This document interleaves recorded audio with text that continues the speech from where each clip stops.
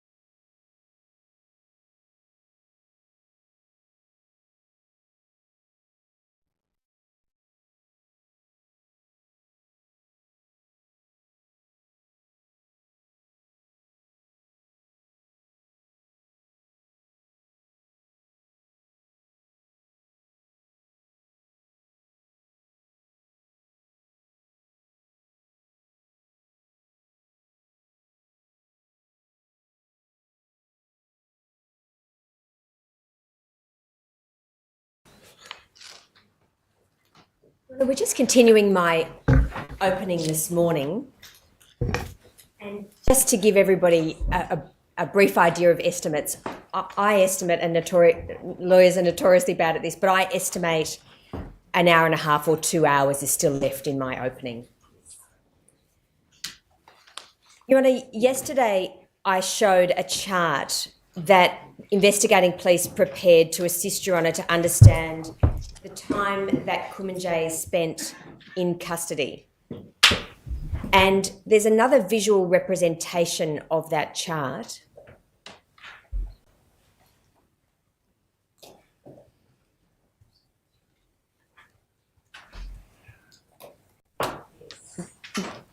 That appears in the brief of evidence, and Your Honour will see that from 2014 through to 2019, Kumanjayi spent a significant period of time under restraint, including in custody. And the yellow, of course, shows there the periods in custody.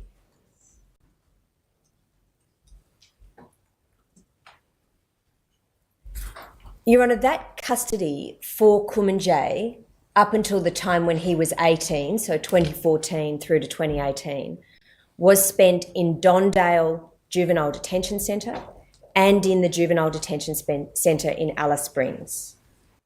That can come down now, Beck, I think. In August 2016, the Royal Commission into the Treatment of Children in Care and Detention was established in the Northern Territory. A Royal Commission was called by the former Prime Minister Malcolm Turnbull after Four Corners aired a program called Australia's Shame, showing graphic images of a child in spithood, children confined to isolation, and children strip-searched and tear-gassed. The Royal Commission looked at the treatment of children in detention in Dondale, in Darwin, and children in detention in the Alice Springs Detention Centre, over a period that included the period Kumanjayi was in custody, from 2014 through to 2018. I withdraw that, from 2014 through to 2016, for those periods until the Royal Commission was established. We know that Kumanjayi spent time in both of those detention centres during a period where the Royal Commission was extremely critical of the treatment of vulnerable children in custody, including people like Kumanjayi. Relevant parts of that report will be tendered in this inquest. Chapter 10 of the report contains the following findings. The youth detention centres used during the relevant period were not fit for accommodating, let alone rehabilitating, children and young people. The poor condition of youth detention centres created the potential for harm to be caused to children and young people. The inadequate facilities put children and young people's health, safety and well-being at serious risk and played a part in incidents that occurred at youth detention centres. At different times and in different youth detention centres during the relevant period, the conditions under which children and young people were detained fell far short of acceptable standards under international instruments and Australian guidelines. Severe prison-like and unhygienic conditions and inadequate security due to poor infrastructure caused children and young people to suffer punishment. In Chapter 13 of the Royal Commission recommendations and findings, the Commission recorded findings of excessive use of force by some employees, including that children were restrained by using force to their head and neck areas at the current and former Dondale detention centres and in Alice Springs, ground stabilising children and young people by throwing them forcefully onto the ground, in some cases causing forceful contact to be made to their heads and surfaces, occurred between 2010 and 2016 in Dondale Youth Detention Centre. Your Honour, I expect that we will hear evidence in this inquest that placing Kumanjayi, a child who had experienced trauma and needed safe boundaries, love and comfort, was the opposite of therapeutic. Your Honour may think that it is an important part of his story that may help us to understand why those environments did not assist him to cope better each time he was then released back into the community.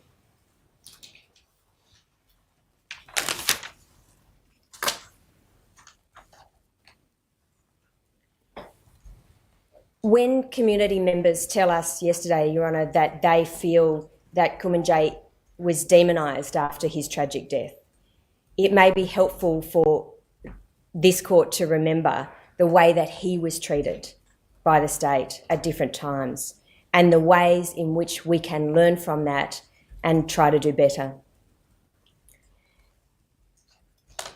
Kumanjayi's remaining offending, I spoke yesterday of some property offences, was most often the result of breaches of bail or court orders or absconding from youth detention or residential rehabilitation programs as a means of returning back to his home at Yuendumu.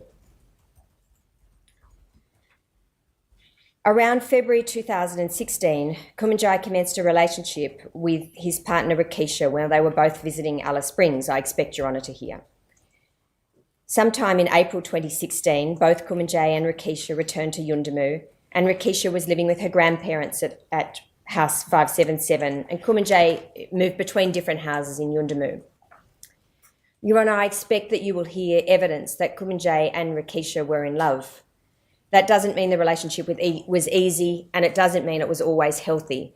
And I anticipate Your Honour will read in the evidence that perhaps because Kumanjayi had suffered trauma himself, he was unable to self-regulate at times, and he lashed out at times, including at Rakisha. I expect there will be evidence that Kumanjayi was sometimes very jealous and could not easily control his emotions. And Your Honour will hear about the efforts of people to help him with that, and what resources there are for young people in the community like Kumanjayi. On the 12th of August 2016, Kumanjayi was arrested for assaults on Rakisha and refused bail. On remand in Alice Springs Youth Detention Centre, he received counselling from Kerry Ann Chilvers, who was then a social worker with the Domestic Violence Specialist Youth Service at Tangangiri Council. Ms Chilvers was providing therapeutic sessions for domestic violence and substance abuse issues, and I expect that she will give important evidence to Your Honour about what she was able to achieve with Kumanjayi and what other assistance might be useful for young people in his position in the future. At the same time, a significant amount of planning and effort had been done to try and identify suitable carers for Kumanjayi after he was released from detention. Family in the form of Joseph and Annie Lane, and the significant care he was provided from those people within the Lane family was put up as helpful to Kumanjayi. When he was released in November 2016, I expect that Your Honour will hear that support services were nominated at Papunya to assist Kumanjayi. I expect, Your Honour, to have evidence that Kumanjayi could not or would not engage in services when he was released. On the 3rd of February 2017, he broke into the Papunya store. He was brought to the Papunya police station by senior Aboriginal community police officer Derek Williams, and he was arrested then and charged with fresh offences and later granted bail by a magistrate for a second attempt to reside in Papunya community. And, Your Honour, I expect you'll hear evidence shortly from Mr Williams, that's Derek Williams Jr., who will talk about the numerous occasions when he interacted with Kumanjayi, including on some occasions when he had to detain him, and that he was able to detain him without the use of any force or any threats. On the 17th of February 2017, 2 Waidak youth engagement workers attended an address in Yundamu community to collect Kumanjayi and take him to Papunya in accordance with his bail conditions. He was delivered to family, but he wouldn't get out of the car, and the workers felt he had no other option but to return him to Yundamu. And Your Honour might think at that stage that it was complicated because after Kumanjayi formed the relationship with Rakisha, he wanted to be with her in Yundamu, and that's a consistent theme throughout the evidence. On the 18th of February 2017, Kumanjayi was arrested in Yundamu for outstanding criminal offences, and he was remanded into the Alice Springs Youth Detention Centre. It was during this period in custody that Kumanjayi experienced what I imagine to have been a very traumatic dog bite during an attempt to escape.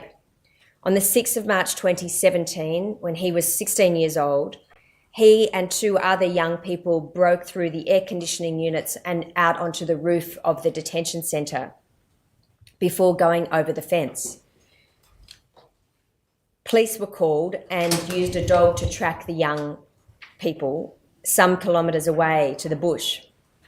According to the use of force report, and Your Honour will hear more about the use of force reports throughout the course of this inquest, according to that report, Kumanjayi was given a number of chances to surrender, but when he didn't, the police dog was sent in to detain him, and he was bitten by the dog on the right thigh. He was then taken to hospital where the wounds were cleaned, and he was returned to custody at the Alice Springs Youth Detention Centre. While he was remanded in youth detention in Alice Springs, he continued to see Kerry Ann Shelvers for counselling, and in the background, other service providers were coordinating possible accommodation or residential supported care. In April 2017, Kumanjayi was transferred to Dondale Detention Centre in Darwin.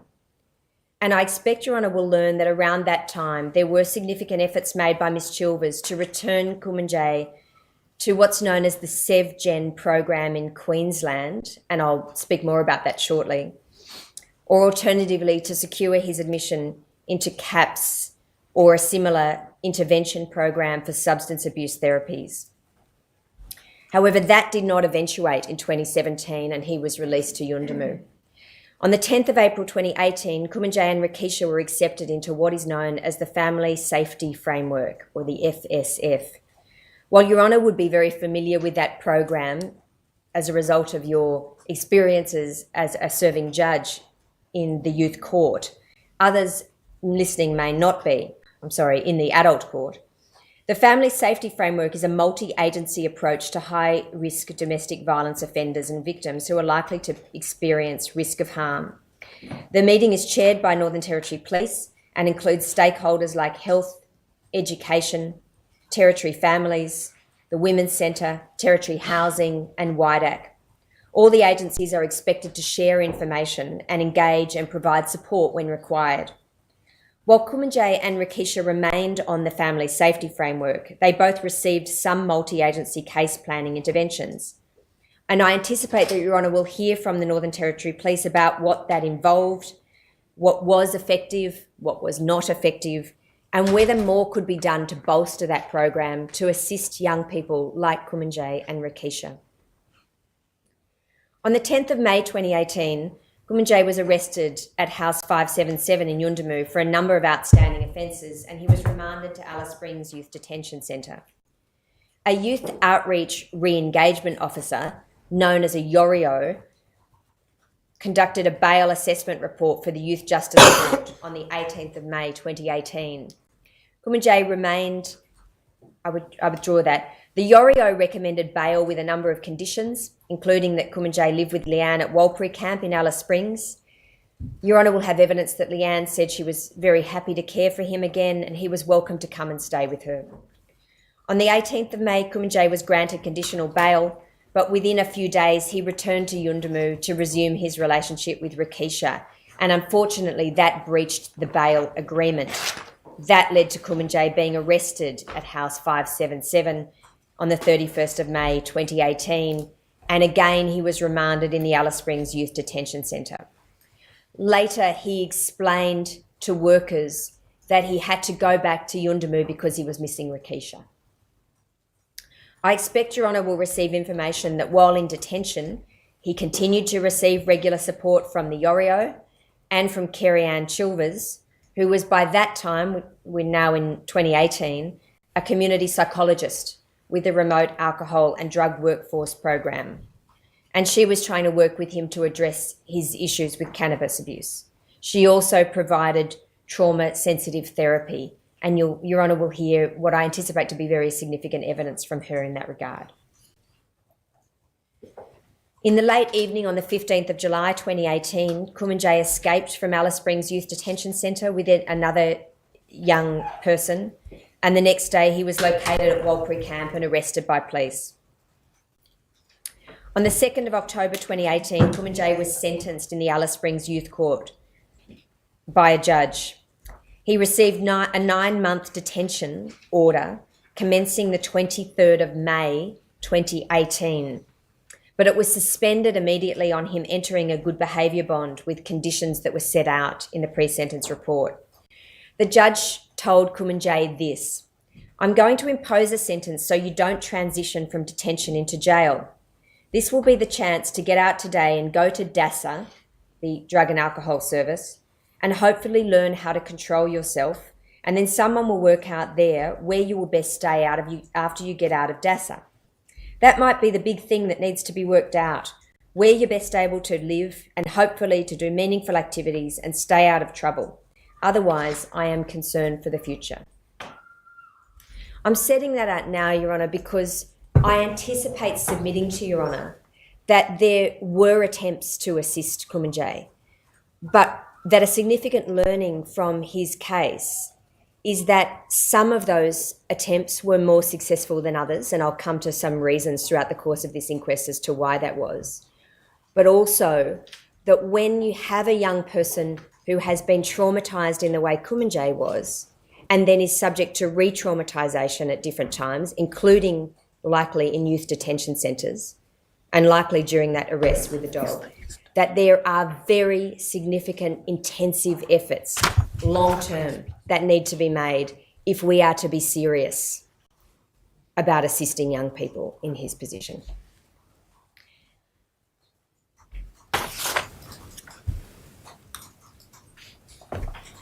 So I come now, Your Honour, to a number of the interventions so that we understand the broad landscape for what is available currently in the Northern Territory to assist young people in Kumanjayi's position. If I could ask the court officer's assistance in this regard with some of the images. I'm first just going to show a snapshot of Waidak. In early 2014, Kumanjayi was independently identified as a high-risk youth by Waidak youth workers. And I expect Your Honour to have significant information about the programs that Waidak has offered throughout the years and what's available currently and what else Waidak might think will be of assistance to young people. I expect Your Honour to have information that Waidak worked with Kumanjayi's family to assist him with an early diversion program, including participation in the Mount Theo diversion program. So that can come down now. And if I could ask for Mount Theo to come up. On the 5th of March 2014, Kumanjayi entered the Mount Theo program, which ran for 4 weeks. The program manager at the time was the then social worker, Kerry-Ann Chilvers, who spent a significant time with Kumanjayi, making observations of his behaviour and participation in the program. So I pause to note that these are images that are available on the internet that inform everybody about the different programs offered by the services. Kumanjayi actively engaged in all one-to-one program activities, the culturally based activities, the education sessions, and most of the group activities. And we know that from the very helpful information that we have already received from Ms. Kerry-Ann Chilvers. When describing Kumanjayi's overall engagement during the program, Ms. Chilvers says this in a report to be tendered. He functioned well, and I would attribute this to the relatively safe, supportive, structured environment that was provided for him at Mount Theo Outstation. There were definitely signs of improvement during the 4 weeks. Unfortunately, 4 weeks wasn't really long enough time for significant changes to be made or for any changes made to be sustained. Kumanjayi participated in the Mount Theo program on 3 separate occasions. I come now to Bushmob. Bushmob is a residential therapeutic treatment facility for young people aged between 12 and 25 years, located in Alice Springs.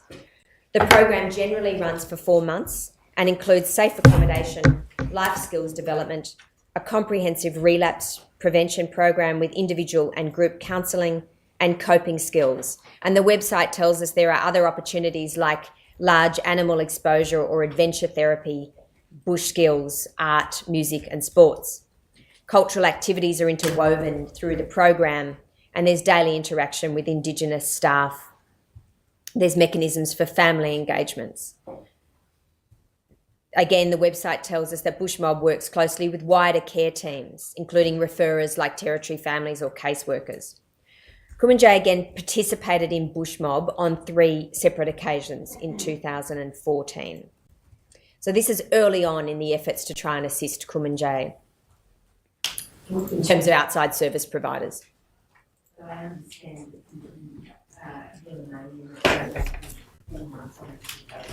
That's correct, Your Honour. Exactly, thank you, Your Honour.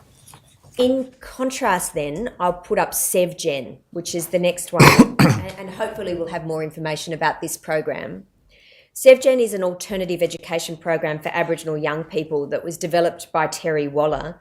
It's called SevGen because the idea is to look back and learn from the past 7 generations and to think forward to the next 7 generations. SevGen provided ab-study accommodation at a sacred site at Mother Mountain in Queensland, which we're told is similar to Mount Theo.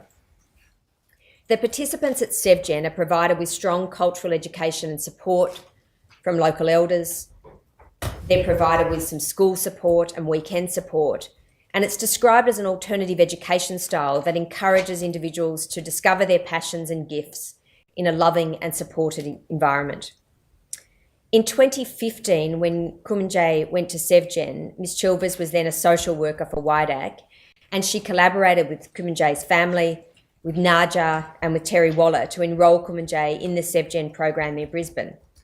I expect Your Honour will hear important evidence from Ms. Chilvers that the SevGen program was a very positive intervention for Kumanjayi, and she will lend us her expertise, having worked with him for a significant period of time. In her statement, she writes, "The magistrate at the time agreed for Kumanjayi to travel to Queensland for a 6-month period to undertake the SevGen program. Leanne Oldfield accompanied him and she stayed with him for the entire duration.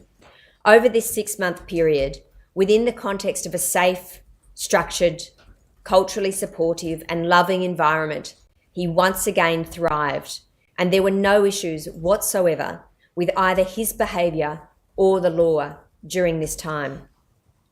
Not only did he stay out of trouble in Queensland, he remained out of trouble for a significant period of time after his return to Yuendamu." I expect those reflections will be important when Your Honour comes to look at what might be of assistance with place-based therapeutic interventions in the Northern Territory moving forward.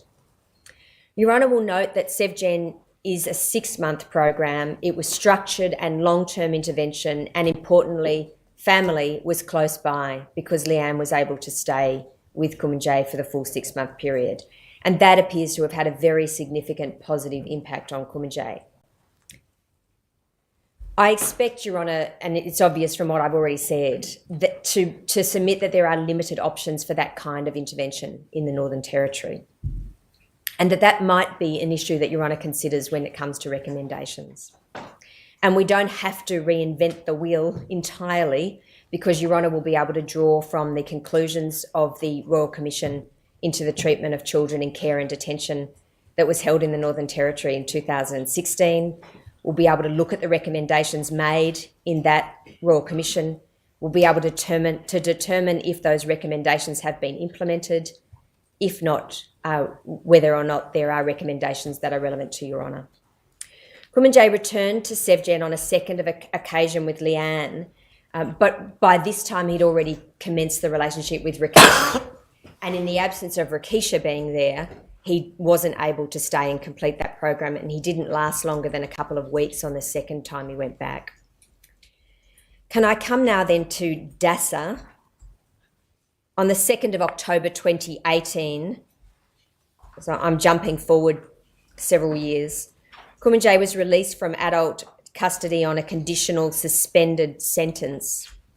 And one of the conditions was that he participate in the Drug and Alcohol Services Australia program. That's a residential rehabilitation program run from Aranda House in Alice Springs.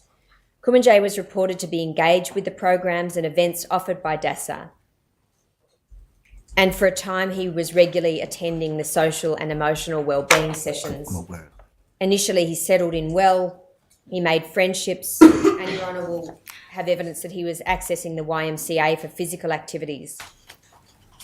About 20 days into his stay, on the 22nd of October 2018, he had a confrontation with a DASA youth worker over a mobile phone. I'm not suggesting that was anything other than a verbal altercation, but that meant that he left the program because conditions were breached. That meant he breached his suspended sentence and he returned to Yuendumu.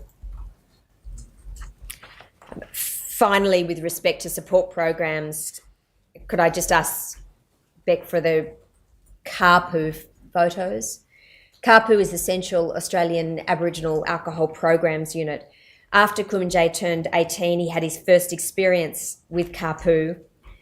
On the 13th of October 2018, Kumanjayi turned 18. At that time, he had no further involvement with Territory Families Child Protection Teams. However, he was still being provided support from the Youth Outreach Re-Engagement Team, or YORIT, while he remained on the Youth Justice Suspended Sentence Order. He was managed by a Yorio, and I'm told that in Central Australia, the Yorios are known as blue shirts for very obvious reasons, because we see photos of them all in their blue shirts. On the 24th of November 2018, Kumanjayi was located at Rakisha's house. He was arrested by local police without incident. And those police officers, Your Honour, will be interested to know that arrested him without incident were Sergeant Julie Frost and Constable Felix Alafeo. He was remanded into Alice Springs Adult Correction Centre. On the 20th of December 2018, he was given another opportunity to be released from custody on conditional bail, and Kumanjayi agreed to participate in the CARPU residential program and to engage with Yorio Richard Kruger to comply with all his bail conditions until his next court date of the 27th of March 2019. Just in relation to CARPU, we don't need the photo back up there, but as Your Honour would know, that's an Aboriginal controlled primary provider of culturally appropriate alcohol and substance abuse counselling. We have information that it offers an 8-week residential program providing individual and group counselling, support and education in collaboration with the other Aboriginal run organisations like the Institute for Aboriginal Development and Desert Knowledge. Kumanjayi completed the 8-week course on the 13th of February 2019, and I expect to submit to Your Honour at some point that was a considerable achievement, and that it tells us something important about Kumanjayi and his ability to engage with programs in spite of the challenges that he'd had previously. I expect Your Honour will receive evidence from the Yorio, Mr. Kruger, that Kumanjayi spent a significant time with him and that he was able to build a very good relationship with Kumanjayi. And in his view, when Kumanjayi was committed to completing an action to do something, he presented, and I quote, as being very resourceful with limited supervision required. Family always remained his main draw. If they were on board and had regular contact with him, he would be happy and able to maintain stability. The success of the program at that time was attributed to the level of support he received from the program officers at Kapu and from weekly visits from the Yorio and from family support. Kumanjayi was driven to complete the program, focusing on what he said was whatever it took to be free in Yuendumu and to be able to live with Rikisha and his family. He's reported to have said to Mr. Kruger, "I have to get this done. Everyone is supporting me to get this done." So at this time, Kumanjayi was no longer a child under any care orders, but he opted to reside when he came out of Kapu with Leanne at Walpuri Camp, Alice Springs, as part of his bail conditions initially. I expect Your Honour will hear that for the first 3 weeks, Kumanjayi was doing very well. On the 6th of March 2019, he attended the Alice Springs Community Corrections Office with Leanne, seeking permission to attend Yuendumu for his sister's funeral. Consideration was given to the culturally significant role he would play in the funeral service, and he was permitted to attend. However, Your Honour, strict conditions were imposed at that time, and that allowed him to travel to Yuendumu to participate in the sorry business, but then he had to come straight back to Alice Springs. He had to wear an electronic monitoring device. I expect Your Honour will read that Kumanjayi breached the conditions of his bail when he removed the electronic monitoring device, and he failed to return to Alice Springs with Leanne. While he remained in Yuendumu community, he was charged with committing an unlawful entry at the big shop with 2 co-offenders, and he was charged with stealing a significant quantity of cigarettes. And on the 18th of March 2019, he was arrested for breach of bail and remanded to Alice Springs Correctional Centre. On the 19th of March 2019, Kerry-Ann Chilvers attended a Community Safety Committee meeting in Yuendumu. Kumanjayi and Rikisha remained on the family safety framework, and they were discussed during the meeting as a couple at risk of domestic violence. Ms. Chilvers made notes of the meeting in Kumanjayi's remote health medical records, and I suspect Your Honour may find them thoughtful and significant. What she wrote includes this: I put forward the argument that Kumanjayi's behaviour is highly influenced by his environment. So when he was at Sevgen for 6 months in 2015, there were no problems with his behaviour. When he was in Kapu, there were no problems with his behaviour. Even when he was in Alice Springs at Walpuri Camp recently, there were no behavioural or police-related issues. That was confirmed by Superintendent Nobbs, who was at that meeting. When he was in Yuendumu, his behaviour deteriorated quickly, she said, and he was reoffending within a matter of weeks.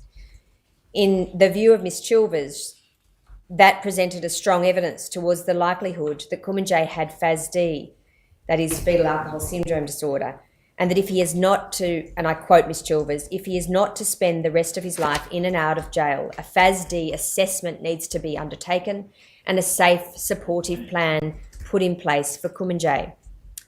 Your Honour will have direct evidence from Ms. Chilvers as to why she made those comments, what she did to follow them up, and what was done or not done in response.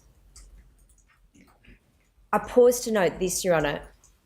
Ms. Chilvers' reflections might also teach us this, that in order to assist someone like Kumanjayi in the community, it's important that the whole community that he lives in is provided with the supports necessary to move forward, to support him, to support each other, and to support other young people in his position.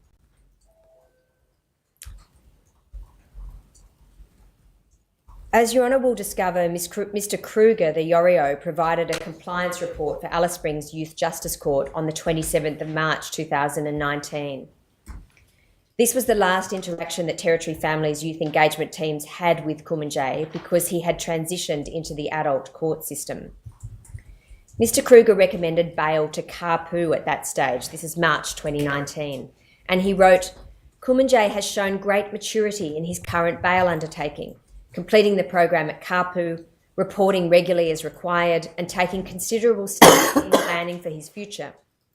At this time, in review of Kumanjayi's age and ability to better comply with his current court-ordered obligations, consideration should be given to supervision and or bail undertakings monitored by community corrections.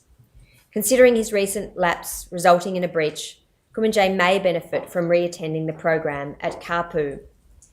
In relation to Mr. Kruger's suggestion about monitoring from community corrections, I anticipate that Your Honour will have evidence about what is available in terms of monitoring from community corrections at a community like Yuendumu. And so therefore what supports are actually available to someone in Kumanjayi's position if they were to be released to Yuendumu at that time. And given Your Honour's recommendations power, whether or not there's a recommendation that might be appropriate in the circumstances relating to further assistance from community corrections. While Kumanjayi was locked up at Alice Springs Correctional Facility, he maintained contact with Rakisha via the prison-monitored telephone service until August 2019. Between the 19th of June 2019 and the 8th of August 2019, he made 25 calls to Rakisha's registered mobile number. He remained in custody until the 21st of October 2019, but no further calls were successfully received after the 8th of August 2019. He would call other family while in prison. Your Honour might imagine then that that might have been a period of real isolation for Kumanjayi prior to being released. But we'll hear more about that, I expect, during the inquest. Just taking us back briefly to June 2019, when a local court suspended sentence was imposed on Kumanjayi, and this was the last sentence imposed on him. Kumanjayi appeared in the Alice Springs court before a local court judge who dealt with all outstanding criminal matters and sentenced him to 16 months imprisonment, backdated to commence on the 22nd of February 2019. He further ordered that the sentence be suspended after Kumanjayi had served 8 months and subject to him complying with 10 conditions. And that included successful completion of the program at Kapu, which was an 8-week program. When he finished at Kapu, the judge ordered he was not to be subject to any further supervision. On the 13th of August 2019, a through care plan interview was completed with Kumanjayi to establish a post-release plan once he had completed the Kapu program, including identifying and linking him into any services he required. Kumanjayi disclosed that he intended to live with Leanne at House 511 in Yuendumu once he finished the rehabilitation program at Kapu. He said that he was still in a relationship with Keisha and they were in regular contact. He also voiced his plan to work with WIDAC. On the 21st of October 2019, Kumanjayi was released from Alice Springs Correctional Centre to enter the 8-week Kapu residential program immediately. He was fitted with an electronic monitoring device prior to his release, and he signed the court order agreeing to comply with the conditions. Your Honour, some of the questions on the issues list relate to why police were wanting to arrest Kumanjayi in November 2019 and what they were doing to arrange the arrest. I expect that the following evidence will be relevant. For a week or so after Kumanjayi was released in October, he remained in Kapu and he reported no issues with any of the staff or with his probation and parole officer. On Monday, the 28th of October 2019, Kumanjayi had to leave Kapu to do some shopping. Around 10 a.m, he travelled into Alice Springs CBD in the mall area where he walked around with Leanne and her partner. Kumanjayi was out for about an hour with his family members before returning to Kapu around 11 a.m. He did not report any issues to Kapu's staff on his return to the residential program, or at least none that we are aware of from the evidence currently available. However, the next day at around 12:40, Kumanjayi packed up his belongings and he left Kapu in breach of his suspended sentence. I should say that's 12:40 a.m. His ankle bracelet was located at one of the back boundary fences. Your Honour, it would subsequently become clear that Kumanjayi left Kapu at that time because there was important sorry business being scheduled in Yundamu.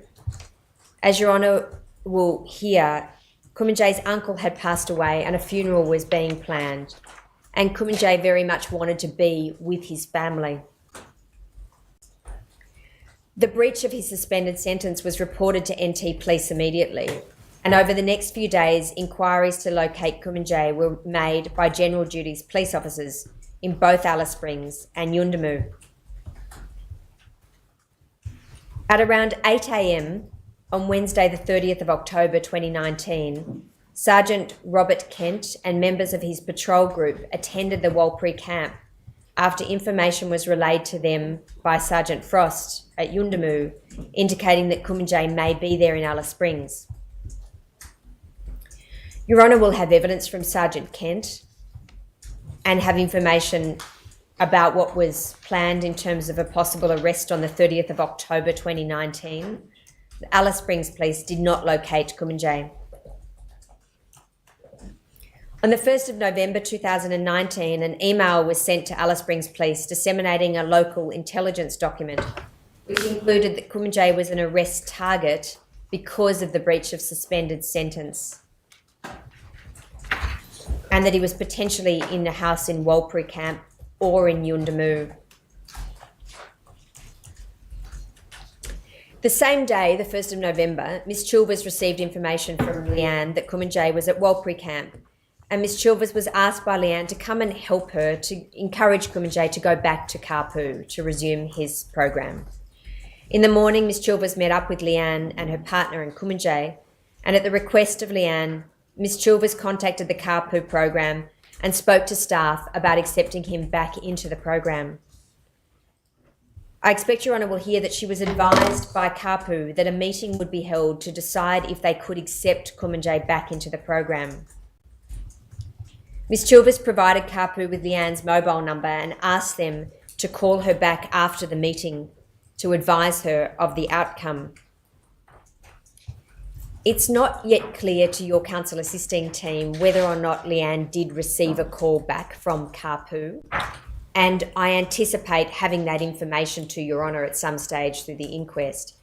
I also expect Your Honour to have information that generally, if you leave the Kapu 8-week program, residents are not allowed to return until the group of residents they started with have finished their program.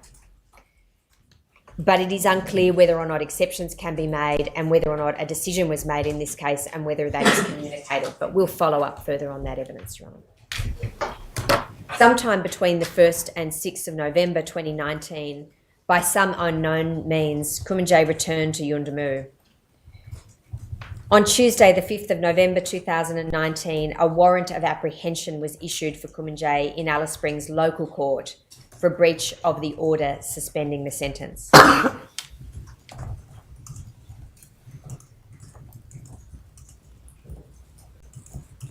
So I come now, Your Honour, to the events in Yundamu in the lead up to Kumanjayi's passing, and I start with the events of the 6th of November. And just to give everybody some relief from hearing my voice, can I just indicate that I intend, Your Honour, to stop at 11 or thereabouts if convenient to the court. Around 4 p.m. on Wednesday, the 6th of November 2019, remote area nurse Luana Simmons reported to Yundamu Police that her unit in Yundamu had been broken into while she was at work. Senior Constables Christopher Hand and Officer Lanyon Smith attended her unit to speak with the nurse. They recorded in their notes that person or persons unknown had smashed a hole in the gyprock ceiling and jemmied open the security screen covering the kitchen window. As Your Honour might expect, the nurse was very upset about that. The offenders had stolen around $250 in cash and coins and an iPhone. I expect Your Honour will hear evidence that this incident formed part of the rationale for Yundamu nurses feeling targeted and unsafe and contributed to their decision to leave Yundamu on Saturday the 9th of November 2019. but I can assure everybody listening that we will hear evidence directly about that from nursing staff themselves, from senior management in the nurses, and also from the police who were receiving those reports. Sometime on the 6th, police received information from a community source that Kumanjayi had returned to Yuendamu and could be located at house 577. I'll clarify this again shortly, but just to make abundantly clear at this stage, we ultimately found out that Kumanjayi had no involvement at all in those break-ins.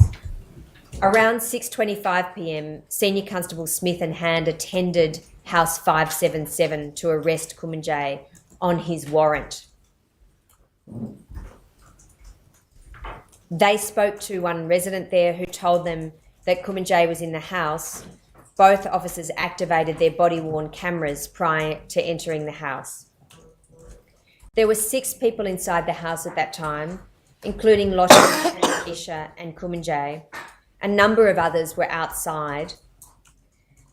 What I'm about to describe is captured on the body-worn videos of officers Hand and Smith, who entered the residence and knocked on the door of the bedroom several times. That body-worn video was shown in the media a lot because of the trial. It's actually publicly available, and I do not intend to show it again in these proceedings for 2 reasons. Partly because it's been shown already, and also because it's distressing and it's unnecessary.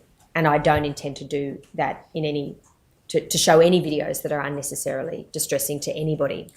Certainly at this stage in the opening. Yes, Your Honour. And if any videos are going to be shown, I'll just let everybody know that I'll give a clear warning beforehand.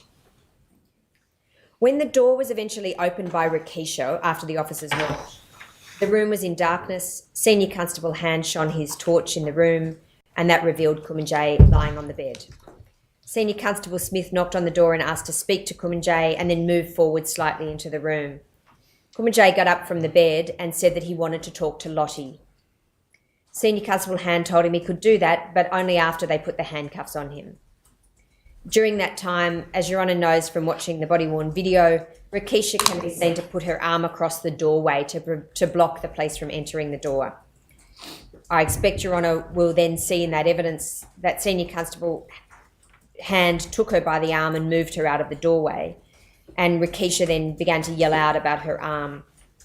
At that point, Kumanjayi bent down and picked up what is sometimes referred to as a tomahawk, sometimes referred to as a small axe, and moved towards the officers, waving that implement in what appears to be a threatening manner.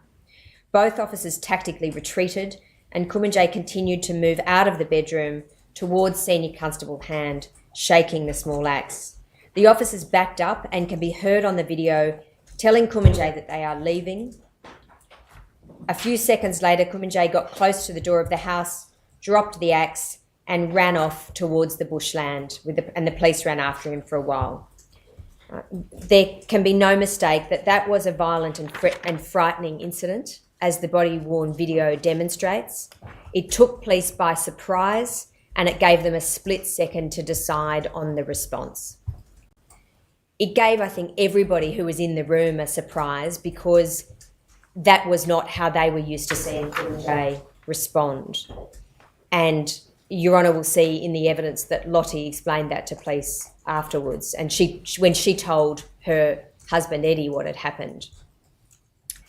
In an email to Travis Worst on the 8th of November, Senior Constable Hand explained, "I don't think he wanted to chop us up. He just wanted to escape."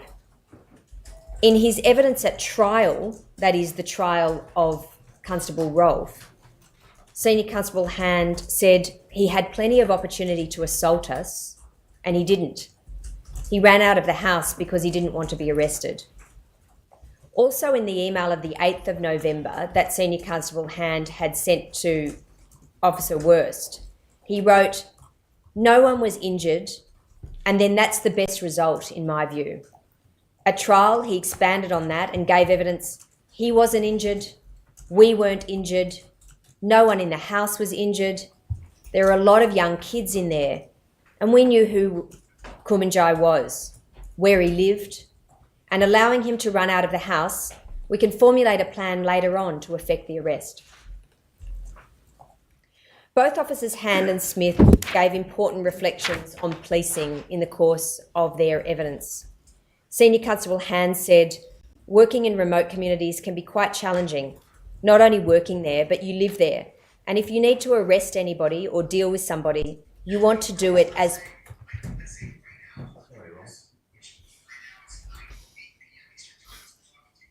No idea. I do apologise. It's been on silent. I thought the plane thing on. Your Honour, both Officers Hand and Smith gave important reflections on policing during the course of the trial into the charging of Constable Rolfe. Senior Constable Hand said, "Working in remote communities can be quite challenging. Not only working there, but you live there. And if you need to arrest somebody or deal with somebody, you want to do it as peacefully as possible, without the use of unnecessary violence, because that can have consequences later on with family. And you've got to live in the community, go to the shop and see, the same people at the shop and their families." He explained that another reason for adopting that, or the most peaceful approach in the circumstances, was how far back up a way is when you're in a community like Yuendumu. In his evidence at trial, Officer Lanyon Smith was asked what he thought when Kumanjayi approached him with the axe, and he said, "I was shocked, somewhat scared. Everything was processing extremely fast in a short period. I had adrenaline going through me, but I didn't feel that he was going to hurt me. It was more of an intimidation getting out of the room. I knew him, he knew me. Kumanjayi being a Walpri man, it was more of a show to his partner who was in the room and his family, but he just wanted to get away." When asked by the prosecutor in that trial, Mr. Strickland, "Why didn't you draw your Glock?" he said, "It's not a simple yes or no answer as to why I didn't draw it. It's a combination of training and knowledge of Kumanjayi. I didn't know what was still in the room behind Kumanjayi. There might have been another person. I was fully aware that to the right of me, there was Lottie Robertson and Rakisha Robertson. There was a wall, and by me drawing my Glock, there was a possibility that may escalate him as opposed to de-escalating. And I couldn't, if I'd fired the shot, I didn't know where the shot would go. There was a potential for other people to get hurt." The assault by Kumanjayi on the two officers was reported through the chain of command. Later that same night, the officer in charge of Yuendumu Police Station, Sergeant Julie Frost, who we'll hear from in evidence further, called herself on duty. As Your Honour will hear, Sergeant Frost is an experienced community police officer, and she'd been a sergeant in Yuendumu since February 2018. She's also the partner of Chris Hand, who was there on relief duties as a senior constable. After viewing the body-worn video footage, Sergeant Frost attended House 577 and spoke to Lottie, Eddie and Rakisha about the serious nature of that assault on the two police officers. I expect Your Honour will hear that Sergeant Frost told them that police would be at the Yuendumu station for the next 2 hours, and that would give Kumanjayi the opportunity to present himself to the police station to be arrested. I expect Your Honour will hear evidence that Eddie said something like, "Okay, I'll try my hardest to get him there, but we can't make him." Sergeant Frost then returned to the station and contacted Superintendent Nobbs. She advised him of what had occurred, that Kumanjayi had then ran away, and that his family would contact police if he returned.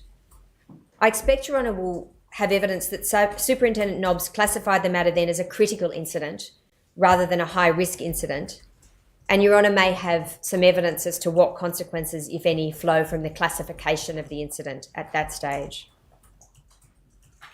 Sergeant Frost then proceeded to add an alert to the police information database. That's a database known as Promise. It's number 4 on the court officer's list. Show it to us now. This is, Your Honour, of course, a document in the brief of evidence. And if Beck could scroll down, you see there, keep scrolling if you will, please, Beck. And if you could have a look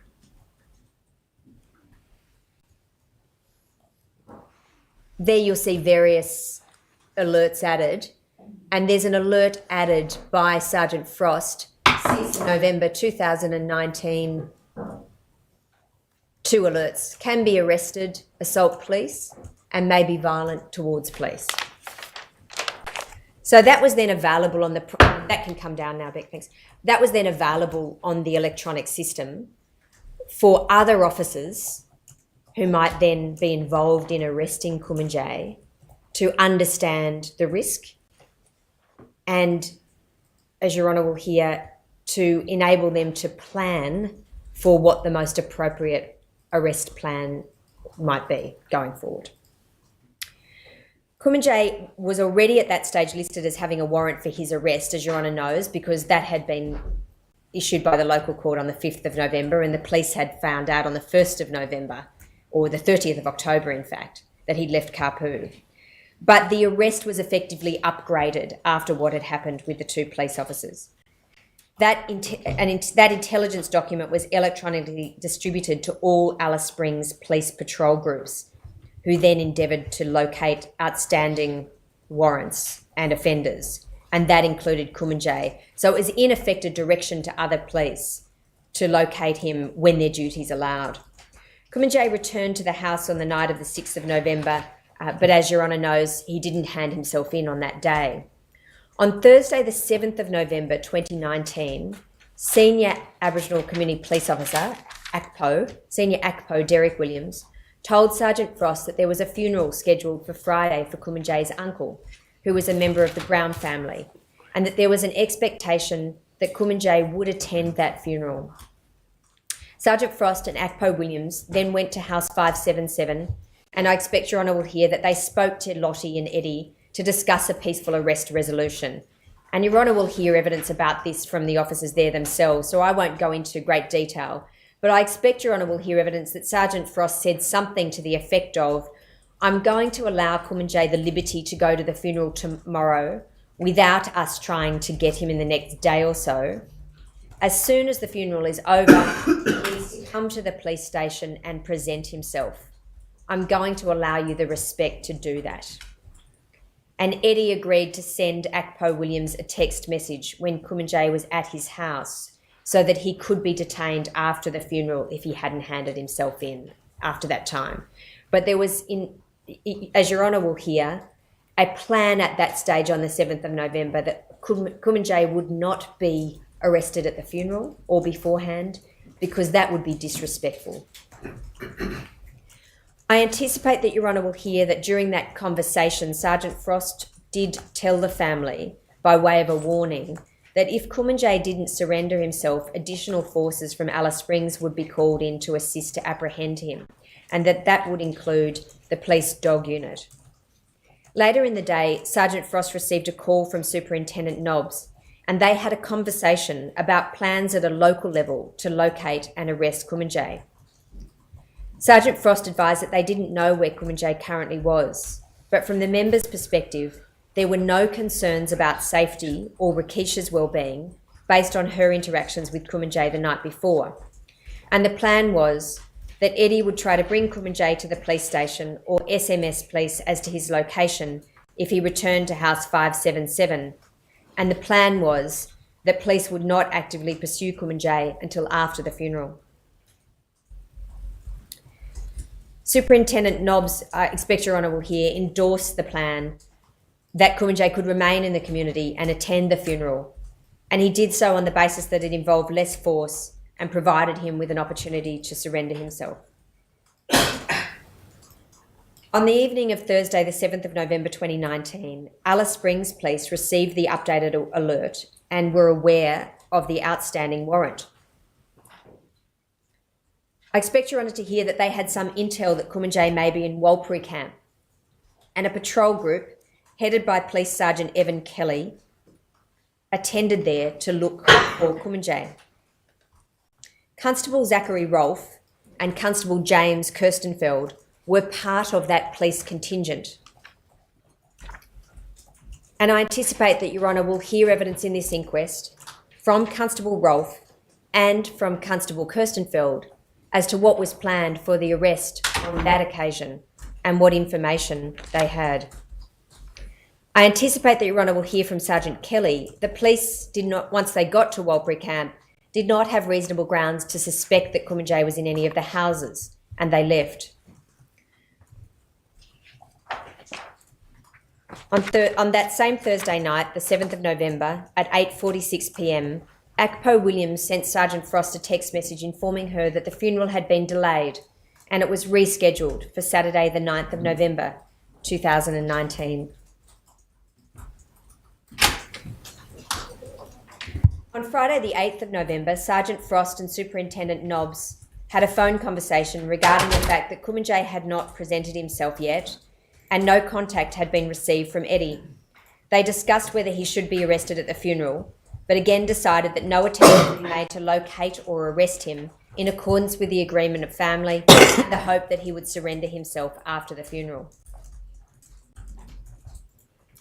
That day, Luana Simmons, the General Manager for Yundamu Health Clinic, left the community in the morning with her husband to drive to Alice Springs. I expect the evidence to be that the couple left a day earlier than they had planned because their personal vehicle had its window smashed in the night before when it was parked at Yundamu Health Clinic, and they wanted to have it repaired in town while they were there. At about 1:30 a.m, early on the Saturday morning, the 9th of November, Registered Nurse Vanessa Watts spoke to Northern Territory Police and reported to them that the Yundamu Health Housing duplexes were being broken into. The 4 duplexes were all occupied by remote health nurses. One nurse said that she could hear offenders trying to get into Luana Simmons' unit again, and Miss Simmons, of course, had left the community to get a car repaired. The young people who were suspected of breaking in stopped when local police arrived in a marked van. I expect Your Honour will have evidence that the nurses felt very unsafe as a result of that. At 5:46 a.m, Sergeant Julie Frost sent an email to Superintendent Nobbs and other supervisors and the watch commander at Alice Springs in relation to Yundamu on-call availability. And that, I think, is number 10, hopefully, in Beck's list.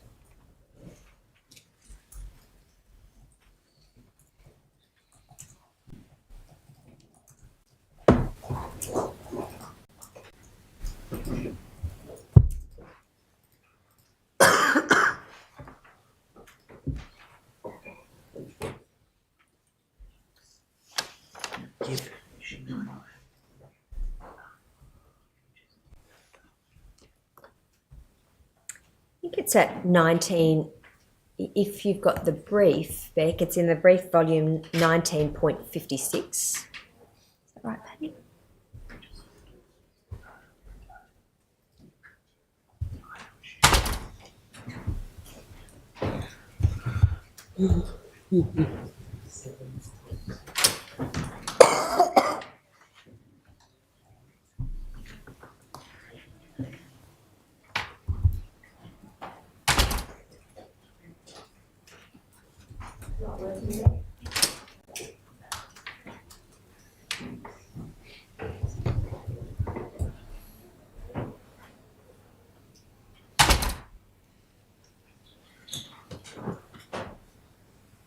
Thank you very much. So I'll just read that onto the record for anybody sitting in the courtroom who can't see it. So Saturday the 9th of November, 5:46 a.m, you can see it's from Sergeant Frost. It's to Supervisors Watch Commander and Jody Nobbs, who is the superintendent. Please be advised that myself and Chris Hand have been up now since 12:30 a.m. and will be knocking off in the next 20 minutes after attending 3 jobs overnight. Whilst we are rostered to start at 10 a.m. today, we will now be starting our rostered shift at around 2 p.m. due to fatigue levels from being up all night and following on from a heavy workload throughout the week.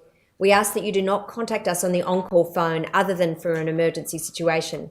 There are no other members in Yundamu at the moment that can assist with the workout and call-outs. Having said this, I have 2 members, Mark Parbs and Felix Alafeo, who will be travelling from Neurope this morning to help out and should be here about 10 to 10:30 a.m. I've told them to look in the admin bin for any jobs and action them. I've also advised them to contact you to provide an alternative phone number so you don't have to call Yundamu on-call phone, mobile phone, in the event of an emergency, or alternatively, contact the station number.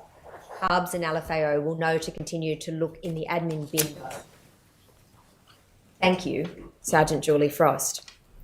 I put that up now, Your Honour, because I anticipate it will be of some significance. The fatigue levels of the local police in the station that ultimately contributed to the immediate response team being made available to assist. And obviously I'll come shortly to what was planned for them to assist. But that may be of significance when we look to the future to see, firstly, what could be done in the community when there are reports being made of nurses' units being broken into. How could the elders be engaged in a process of being able to assist? That might be one thing that Your Honour is looking at. How can the community be empowered to help the young people? How can we understand why they're doing that when the nurses are there? What's the relationship between nursing staff and community? And what would assist everybody to work together to have a happier, safer, healthier environment in those circumstances? And it just ringing in my ears what Ned Hargrave said to us yesterday, that everybody wants a safer community. And so that's where all these things interact. And it's important at this stage to understand how we got to the point that the elders said.